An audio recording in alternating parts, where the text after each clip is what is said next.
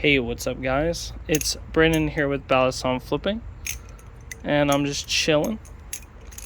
It's been one of those soapy, mopey, dopey days where it rains all day, and then when there's finally a break and the sun's starting to go down, it's just, gray skies and wet grounds. I don't know if you guys have had those days, but yeah. I'm not one of the people who believe in, the stars and your birthday and all of that stuff affects the way you act. But I definitely do believe there is something behind the way you act around the change in weather. So yeah, it's one of those mopey, soapy, dopey days. So yeah, Anyway, I guess I can offer 2 argument points just to get everybody riled up.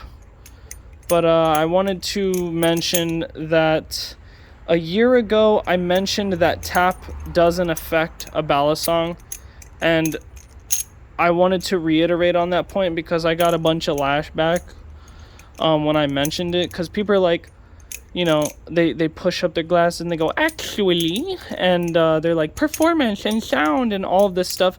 And what I mean to say, let me get specific here. What I mean to say by tap doesn't affect the balisong is if you have a trainer and the trainer has tap, it's not going to hurt the balisong, okay? Even if it could affect the performance and the sound, what I'm saying is it doesn't matter as much if it's a trainer. That's all I mean by that. What I mean by that is if a live blade has tap and blade rub, then it's a problem because regardless of the performance or sound, you're dulling your blade that should be sharp. But with a trainer, you can't dull a dull blade.